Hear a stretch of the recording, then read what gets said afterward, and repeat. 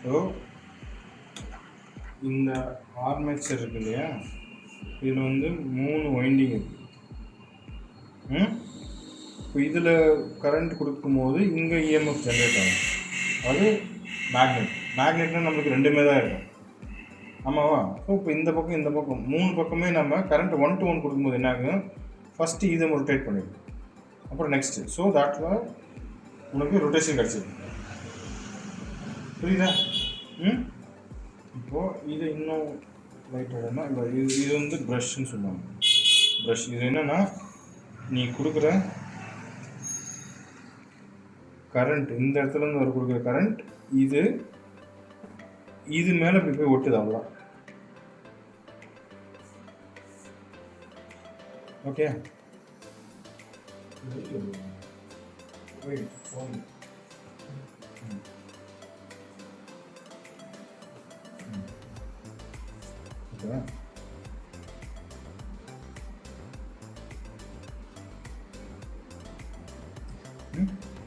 So இந்த brush வந்து இதில் போய் இப்படி ஒட்டுது, அதனால் அப்படியே ரொட்டேட் ஆகிட்டே இருக்குது.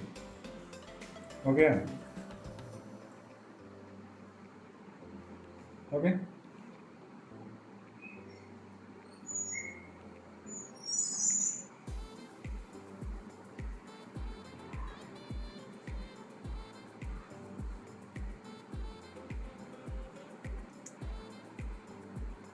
என்னன்னா, இந்த மோட்டாருக்குள்ள 2 மேக்னெட் இருக்கு, ரைட்டா? இந்த மோட்டாருக்குள்ள 2 மேக்னெட், இங்கே ஒன்று இங்கே ஒன்று. அந்த மேக்னெட் தான் இது இல்லை? ஓகே, இந்த மேக்னெட் தான் இது. ஒன்று சவுத்தும் இன்னொன்று நார்த்தும் இருக்கும். ஸோ உள்ளே இருக்கிற மேக்னெட் ஒரு சைடு நார்த்தும் ஒரு சைடு சவுத்தும் இருக்கும். ஆமாம் தானே? இது ஜஸ்ட் அ மேக்னெட்.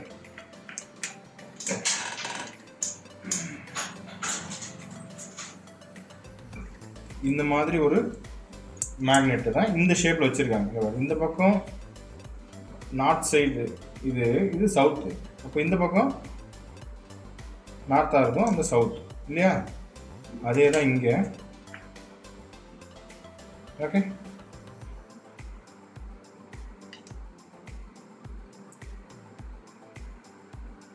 ஓகே.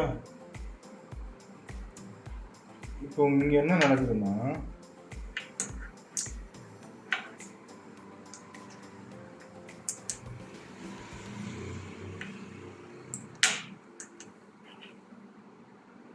இங்கே கரண்ட்டு கொடுக்கும்போது கரண்ட் கொடுத்தா மேக்னெட்டிக் ஃபீல்ட் ஜென்ரேட் ஆகும் அப்படின்னு சொன்னோம்னா இஎம்எஃப்னு பேர். இப்போ இங்கே கரண்ட் கொடுத்தா இங்கே ரொட்டேஷன் நடக்கும். விஷயம் கரண்ட்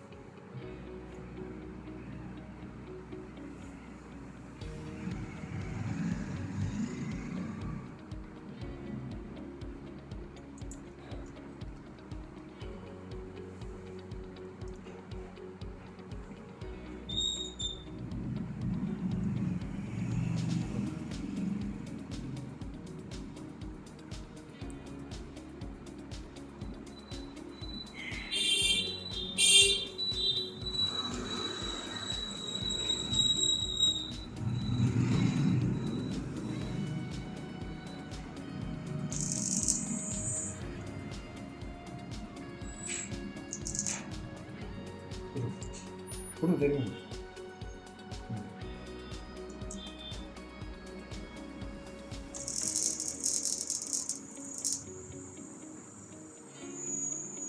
ஓகே, இப்படிதான் மோட்டர் ஓடுது. இப்போ இதுக்கு பதிலாக நம்ம இந்த மேக்னெட்டை கொடுத்தாலும்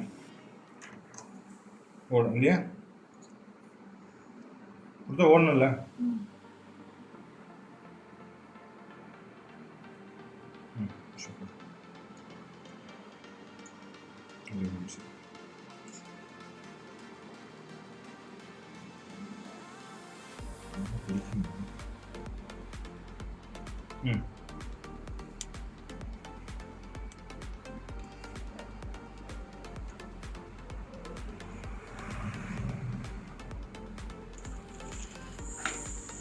ஓகே,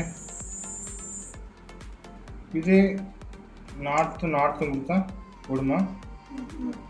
ஓடாதா? கொடுத்து பாரு என்ன ஆகுதுன்னு.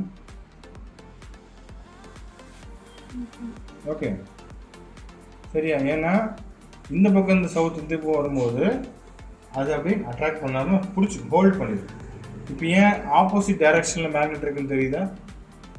ஒரு மேக்னெட் மட்டும் வச்சா என்ன ஆகும்?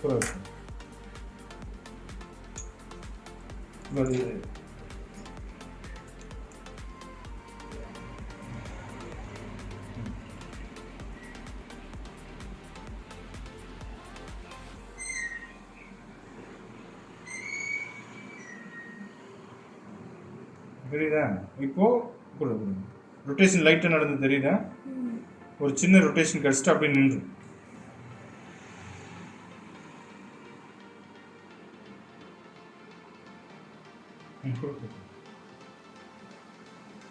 மூவர் தெரியுதா? இது இந்த பக்கம். ஓகே, இப்போ ஆப்போசிட்ல தெரியுதா? இந்த கூட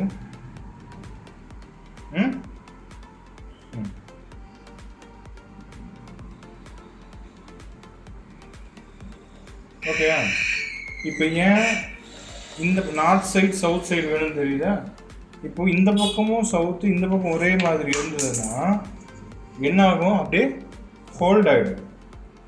அதனால தான் மோட்டர் எதுவும் மூவ் ஆகுது. சரியா? இப்போ நார்த்து சவுத்து கொடுக்கும்போது என்ன ஆகுது? இங்கிருந்து வர நார்த், இன்கேஸ் இது நார்த் இல்லையா? இப்போ நார்த் வந்து அட்ராக்ட் பண்ணிடும். சவுத் வந்தால் தான் ரிப்பல் பண்ணும்.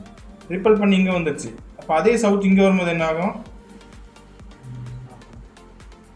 இது இழுக்கும் இல்லையா? இந்த இடத்துல இழுக்குமா இழுக்காத? இங்கே இருக்கிற பார்த்தா நல்லா பார்த்துக்கோ, இந்த இடத்துல நம்மளுக்கு சவுத்து வந்துருச்சு. அப்போ என்ன ஆகும்? இது தள்ளி விட்டுரும்.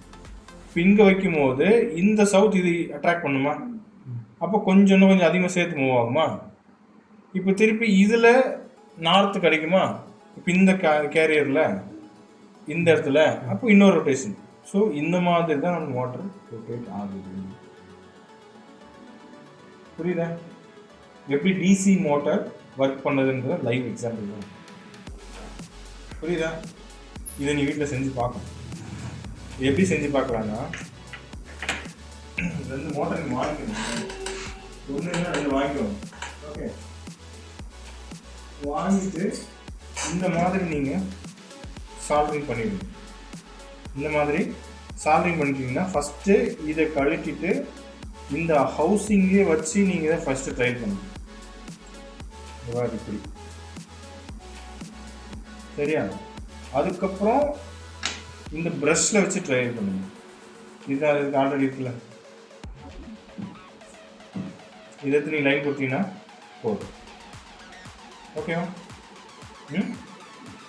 அப்புறம் ஒரு மேக்னெட் ஃபஸ்ட்டு இது நீ இந்த பார் மேக்னெட் இருக்குல்ல, பார் மேக்னெட்டை வச்சு ட்ரை பண்ணுங்க. ஃபர்ஸ்ட் 1 மட்டும் வச்சு ட்ரை பண்ணுங்க, 2மே வச்சு ட்ரை பண்ணுங்க. அதுக்கப்புறம் 1 மட்டும் வச்சிங்கன்னா ஒரு ரொட்டேஷன் நல்லா அழகாக கிடைக்கும். அதை வச்சு நீங்கள் அதை புரிஞ்சுக்கணும். புரியுதா? ட்ரை பண்ணி பார்க்குறீங்களா?